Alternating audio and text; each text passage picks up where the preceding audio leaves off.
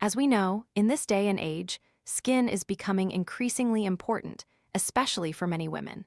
Many women are willing to spend a lot of money, time, and effort on skincare and makeup. They even accept all the side effects of medical aesthetic interventions to salvage or maintain their skin's health. Driven by entertainment trends, men are also starting to find ways to keep their facial skin from being rough or oily. Skincare products for deep cleansing and balancing toners are becoming more widespread. Additionally, there are many other methods to maintain beautiful skin. Unsightly moles are removed with lasers, wrinkles are treated with Botox injections. If too dark, people opt for skin whitening, and if too fair, they go for tanning. From the skin's perspective, there are two types of people: those who meticulously care for their skin and those who are indifferent to it. For those who care about their skin, keeping it young, healthy, smooth, elastic, and bright is the biggest goal. However, what many don't realize is that our skin's oil, sweat, and wrinkles are all natural results of millions of years of evolution. Our tireless efforts in skincare to eliminate oil, exfoliate, remove wrinkles, or maintain whiteness are sometimes not only futile but also harmful. As for those indifferent to their skin, they often pay little attention to this facade of beauty. Yet, they don't know that skin is not just a symbol of outward appearance. It is also the body's largest organ and bears the heaviest responsibility. Our skin spans about 2 square meters, enveloping all internal organs, bones, blood, and muscles. It is the vessel of life. If we imagine ourselves as a city, our skin is the first sturdy wall. But it's not just a simple protective wall. Each brick of it is connected to the brain and internal organs. It receives instructions from within and transmits messages outwards. Conversely, it conveys messages from the outside world to the internal parts. Signs on the skin can reveal many physical and mental issues within you. It can be said that healthy skin means your health is excellent, inside and out. Yet for such a vital organ, many people overlook it and only pay attention when the skin is attacked or shows negative warnings. So, this book will help you understand more about the secrets of the skin, common misconceptions, and scientific skincare. The author of this book is Yael Adler, a renowned German dermatologist. She is also a surgeon, a leading expert, and a member of various dermatological and nutritional medical associations. This book is her first popular science work on skincare. Since its release, it has been beloved by readers, topping bestseller lists in Germany and quickly being published in over 31 countries. Upon reading this book, I realized the secret essentially boils down to 2 words: scientific skincare. Scientific skincare is truly the best approach. But what methods and beliefs are considered scientific? Let's explore what this famous dermatologist shares with us. First, let's explore common misconceptions about skincare. To achieve beautiful skin, do we really need elaborate multi-step daily routines with expensive, high-end skincare products? Is that truly the case?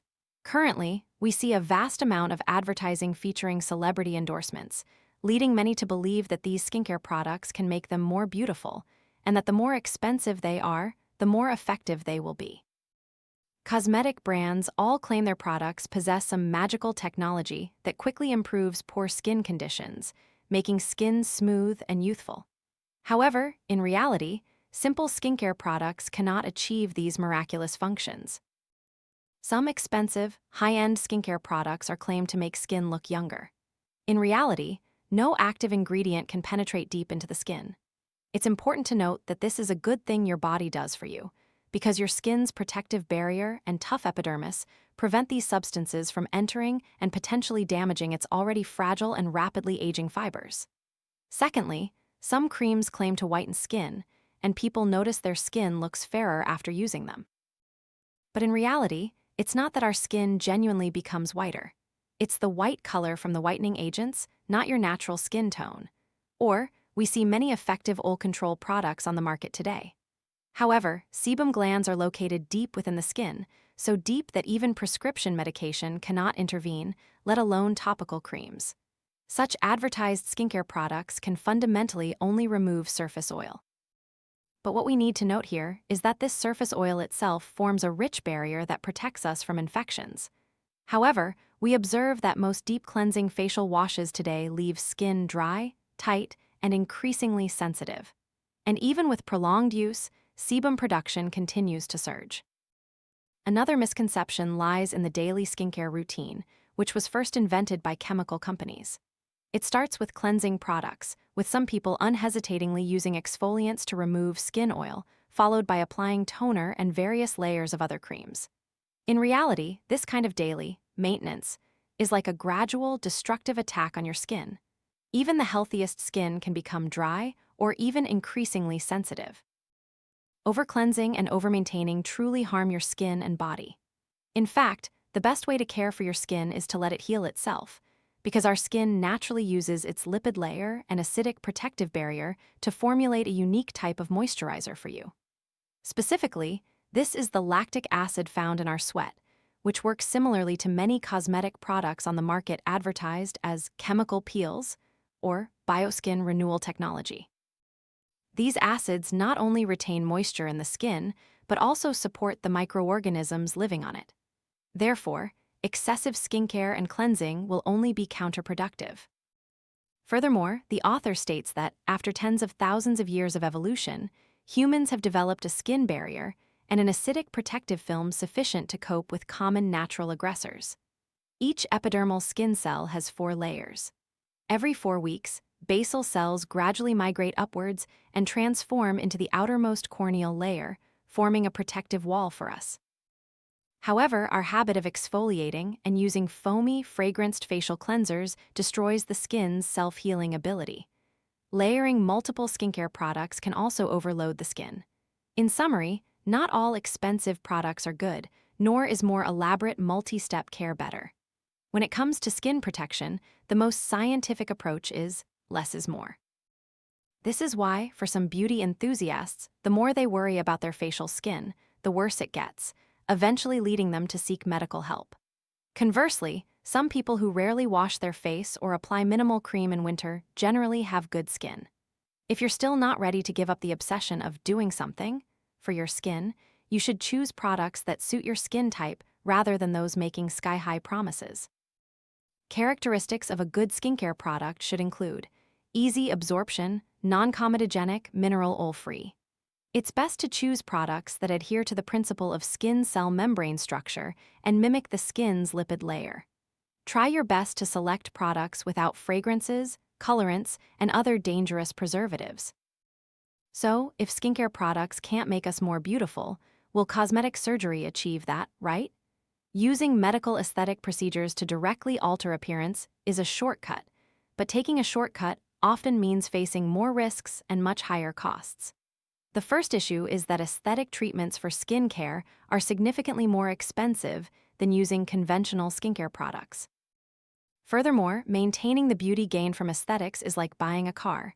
You don't just pay for it once, you constantly have to maintain it. Otherwise, the effects of the beauty treatment will gradually fade. But once people see themselves as more beautiful, it's very hard for them to accept reverting to their old appearance. That's why you might see many people who, once they opt for cosmetic procedures, easily get addicted and can't stop. The second issue involves risks and side effects. Damage from artificial high-tech modifications is unavoidable. For example, injecting too much botulinum can cause facial muscle stiffness.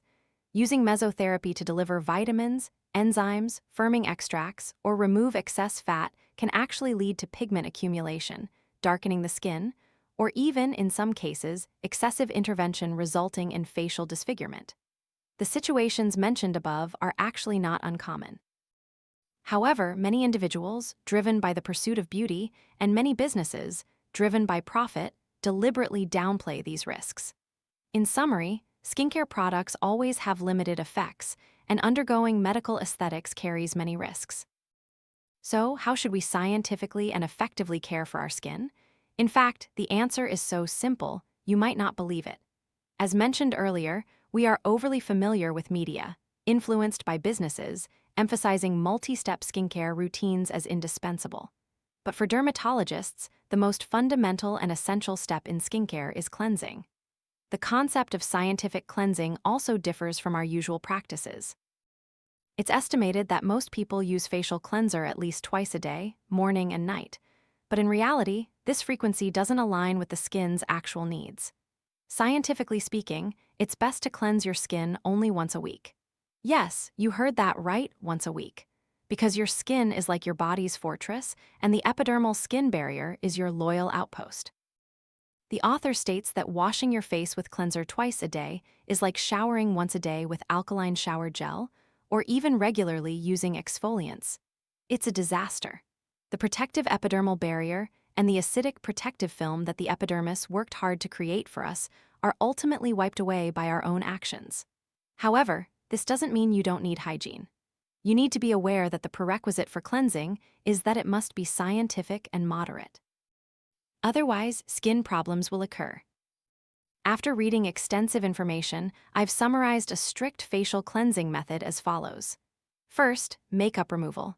This step is optional, as many people don't wear makeup. If you don't wear makeup, you can skip this part. People commonly believe that if you wear makeup, you need to remove it first before cleansing. However, many facial cleansers today incorporate enough technology to remove makeup, unless your makeup is exceptionally heavy, like eyeliner and mascara, in which case you should use a dedicated makeup remover. For those who wear light daily makeup or sunscreen, current facial cleansers can effectively clean your skin. Of course, if you still prefer to use a makeup remover, be careful not to rub too vigorously with a cotton pad. Some people think that if they don't rub hard enough, makeup residue might be left behind. But in fact, you don't need to worry too much about this. A small amount of makeup residue won't harm your skin, pigments won't penetrate it, and will flake off with the epidermal layer after 2 to 3 days. Conversely, if you rub your skin too vigorously, it will worsen your skin condition. The next step is cleansing your face. Firstly, some impurities on our body, like sweat and dust, can all be washed away with water. Dead skin cells can be completely hydrolyzed. If your skin isn't oily when you wake up in the morning, simply washing your face with warm water is sufficient. And remember to wash your hands thoroughly before cleansing your face. However, if you still want to use a facial cleanser, you need to pay attention to the following. First, the pH of human skin surface is 4.5 to 5.5, which is weakly acidic. In contrast, many highly alkaline facial cleansers produce a lot of foam but have extremely strong degreasing abilities and are not gentle on the skin. Long-term, frequent use of soap-based cleansing products can damage the protective barrier and cause peeling, redness, and even swelling. Therefore, dry and sensitive skin types should use them with caution, and even oily skin is advised not to use them daily. If you genuinely wish to use this type of product, once or twice a week is sufficient. To identify soap-based cleansers, you should carefully read the product's ingredient list. Its main ingredients will typically be fatty acids and alkalis. Fatty acids include lauric acid, myristic acid, and stearic acid. Alkali ingredients may include sodium hydroxide and potassium hydroxide. You can especially feel after using these products that they often create a refreshing sensation, but then leave the skin feeling dry and tight. Next, amino acid-based products have become more popular in recent years because they are less irritating. However, to reduce production costs, some companies have minimized the amount of amino acids and merely use the term amino acid as a marketing ploy to attract customers. So, if you choose a genuinely amino acid-based cleanser, pay attention to the ingredient list. Its active amino acid component should be at the top of the list. In summary, if you use a cleansing product to wash your face, choose gentle ones that don't leave your skin feeling tight after washing, are fragrance-free, don't produce excessive foam, contain no added pigments, and especially use fewer exfoliants and sebum-removing agents. Another point to note is not to apply cleanser directly to your face. Instead, rub it evenly in your hands to create a lather before applying it to your face. Next, when washing your face, be extremely gentle, do not rub too vigorously. Then, dry your face by gently pressing a towel for 3 to 5 seconds, not by rubbing it dry. And a tip: you should use disposable facial towels, as regular towels are very prone to bacterial growth. Next is the skincare and protection method that the author emphasizes greatly: sun protection. First, you need to know that sunlight causes sunspots on your skin. There are 3 types of sunspots you need to pay special attention to. First, freckles; second, age spots; and third, moles. Here, I will emphasize the importance of paying attention to moles on your body. Moles are essentially benign tumors. However, direct sun exposure not only promotes mole formation, but can also cause them to become malignant or lead to skin cancer. Therefore, the author advises that you should carefully observe moles on your body and those of your family members. If a mole is not round but has irregular edges or no clear border, it is a dangerous mole. If a mole has multiple colors, brown, black, red blended together, it's highly likely to be damaged. In such a case, you need to see a dermatologist immediately. However, if a mole is only one color or pale, you don't need to worry. Additionally, you should be vigilant about moles that are 0.5 cm or larger and are growing in size. Raised moles that haven't changed for a long time are permanently benign. But if a mole was initially flat and then gradually became raised, it's a very urgent warning. The author emphasizes, never hastily use lasers to remove moles. Instead, get a biopsy to have a tissue sample examined, because only under a microscope can it be determined whether it's a normal mole or has a risk of cancer. Without a biopsy, direct laser removal is very dangerous. The author also offers 2 pieces of advice. First, do not pluck hair from moles, it's very unsafe. Second, if you accidentally scratch a mole, don't worry too much. It won't increase the risk of cancer. Furthermore, if you have many moles on your body, that's not necessarily a bad thing. Scientists have discovered that people with more moles tend to have longer telomeres, and telomeres are closely related to human lifespan. You just need to pay close attention to whether your moles are undergoing malignant changes. So, the effective way to prevent these skin problems is sun protection, and this is also the method the author wants us to prioritize for optimal skincare. You need to practice sun protection daily. However, many people only apply sunscreen in the summer or when vacationing at the beach. In reality, sunburn can occur even on cloudy days, as clouds can only weaken UV rays by about 10%. Rainy and snowy weather is even more dangerous because UV radiation can double or triple due to reflection from water and snow. When you hide in the shade, only you can breathe a sigh of relief, not your skin, because half of UVA rays will still reach your skin. So, the best way to avoid damage from solar radiation without applying sunscreen is to stay indoors in a light-proof room. When you must go outside, try to avoid the strongest UVB hours from 11 a.m. to 3 p.m. and the strongest UVA hours from 10 a.m. to 4 p.m. If you cannot do this, it's best to wear sun-protective clothing and apply sunscreen. Even if you haven't experienced any immediate problems after years of sun exposure, you shouldn't take it lightly, because the serious consequences of sun damage often take 20 to 30 years to appear. When buying sunscreen, you need to look for products labeled with UVA protection. The SPF factor represents how long the sunscreen can protect you. Theoretically, a person with fair skin can only tolerate the sun for 10 minutes when unclothed.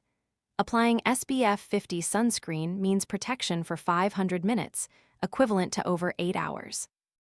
However, in real life, this effectiveness cannot be achieved, because to achieve this, each square centimeter of skin must be covered with at least 2 mg of sunscreen. But most people only apply half that amount. If applied unevenly, or if you go swimming or rub it off with clothes, the sunscreen's effectiveness will be significantly reduced. Therefore, you need to remember to reapply frequently. In summary, effective sun protection here involves 3 principles: applying sunscreen, wearing sun protective clothing, and avoiding the sun. So, how long can we stay in the sun? For Asians, the author advises that 15 minutes of sun exposure per day is sufficient, and it should be outside the 10 a.m. to 4 p.m. timeframe. Delicate skin cannot tolerate direct sunlight, while rough, darker skin can endure it a bit longer. But no matter what, always remember to protect yourself from the sun. While sunbathing to supplement vitamin D is one method, it's not as effective as directly consuming vitamin D through diet. Vitamin D helps prevent all types of skin cancer and inhibits tumor formation. So, in addition to supplementing with vitamin D pills, you can eat other antioxidant-rich foods like brightly colored vegetables and fruits, especially tomatoes, and drink moderate amounts of green tea and red wine, all of which can benefit your skin from within. Next, we'll discuss the importance of a proper diet, because skin and diet are closely linked. Always remember the saying, "You are what you eat." A diet high in fat, salt, and sugar is a primary cause of oily and acne-prone skin.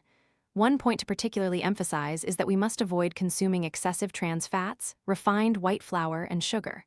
For example, rice, bread, cakes, cookies, bubble tea, candies, etc. These are the killers of your skin. They rapidly age your face and body. Instead, choose fruits for snacks, replace rice with whole grains, and eat plenty of all types of fresh fruits and vegetables to supplement vitamins and antioxidants. If you have acne and are prone to breakouts, you should especially eat more fruits and nuts to boost your skin's self-healing process. And if you resolutely avoid skin killer foods, your skin condition will at least improve to a certain extent within a few weeks. Additionally, researchers have found that while milk is rich in important amino acids, adults should not drink more than 200 ml per day, and children no more than 500 ml, because hormones in milk can cause acne and stimulate the malignant growth of tumor-forming cells. In summary, consume a colorful variety of natural foods. That's what your heart, gut, and skin truly need. And remember to drink plenty of water every day. Next, consider this. If your skin lacks elasticity, quickly shrivels, and appears lifeless, it's very likely you're sleep-deprived. Prolonged late nights will cause dry skin, and pigments cannot be metabolized and excreted, leading to wrinkles, melasma, puffy eyes, dark circles, and other surface skin problems. Moreover, these issues are very difficult to solve with conventional skincare products, unless you resort to certain medical aesthetic procedures. However, as we've already discussed, medical aesthetics are very expensive and carry many risks. From this perspective, going to bed early, saving money, and getting good sleep every day is a simple, scientifically backed way to achieve beautiful skin. Here, we need to note that sleep loss is like spilled water. Don't think you can catch up on sleep tomorrow, or that sleeping in on Sunday can compensate for a whole week. Most skin damage caused by staying up late cannot be reversed by catching up on sleep. The book, Why We Sleep, which I previously shared, also specifically emphasizes that you cannot achieve mental and physical recovery by merely compensating for lost sleep. Therefore, get enough good sleep every day. It's one of the best therapies for your skin. The next thing you need to pay attention to is exercising more. You'll easily notice that athletes have smooth, firm, and elastic skin. This is the result of long-term training. So, maintain daily exercise if you want more beautiful and youthful skin. For average individuals, it's not necessary to train with high intensity like athletes. Simply trying to maintain a relatively stable exercise plan is also very beneficial. Additionally, avoid sitting for too long. You can set a timer and remind yourself to stand up every 30 minutes to an hour. Finally, for unexpectedly beautiful and youthful skin, cheer up. When we stand before someone we like, we are willing to let them touch our skin. This demonstrates that skin is a bridge connecting with emotions.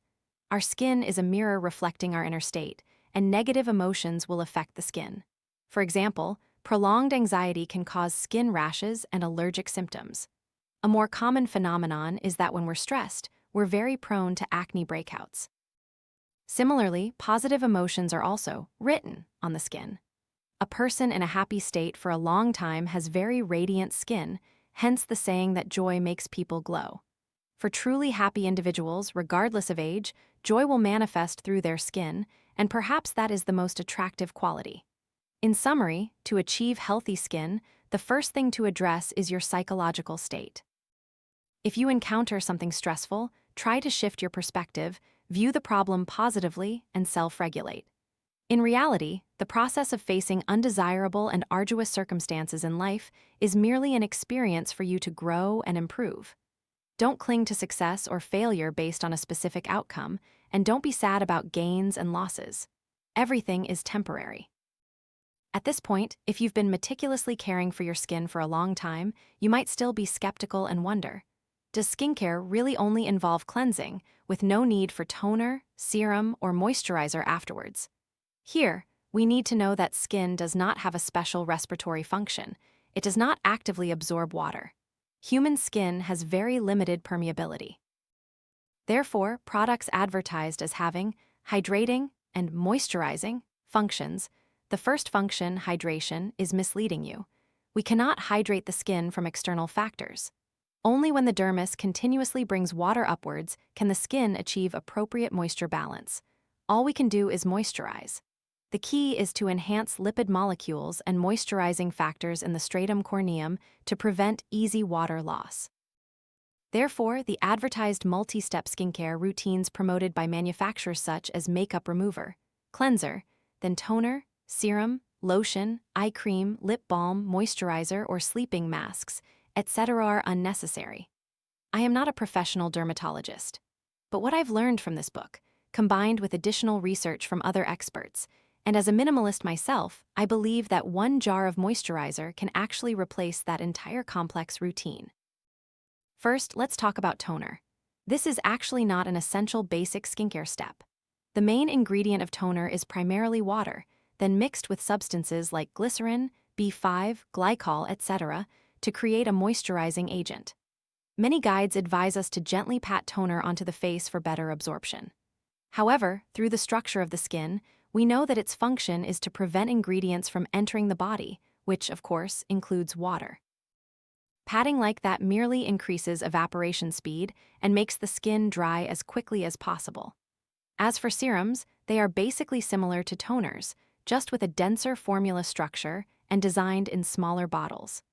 Holding such a tiny bottle, consumers get the impression that the more expensive a serum is, the more concentrated it is, making them willing to spend a lot of money. This is called consumer psychology. This type of product is essentially a functional and non-essential skincare item. Regarding moisturizers, in fact, moisturizing cream and lotion, or moisturizing milk, are fundamentally the same. Only the texture of moisturizing cream is denser than lotion. Therefore, for skincare, using just one type is sufficient. Many people prefer creams due to their stronger moisturizing ability. However, the author states that if a cream is oil-based, it can worsen acne for those with breakout-prone skin.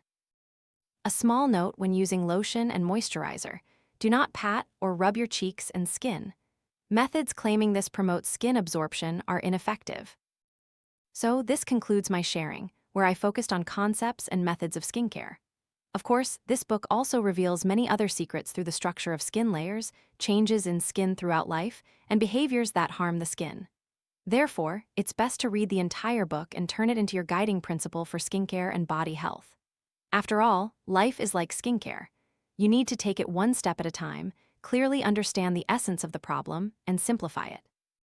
If your skin is currently in poor condition, the most important thing is to try to change your lifestyle, maintain healthy habits, care for it scientifically, and finally, simplify from the outside in. In reality, the secret to healthy skin lies in a healthy lifestyle.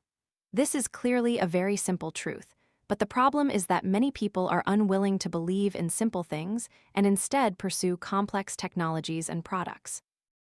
This also reflects the mentality of the materialistic society we live in. You need to know that simple truths often require perseverance. Give your skin and yourself more time, discipline, and patience to bloom. Finally, we need to understand that skin is a mirror reflecting your body's and mind's condition. Any small sign on your skin is information from within or outside, aiming to communicate with you and help you live healthier, more confidently, and happily. So please do not betray the loyalty of your skin, which has been protecting you your entire life.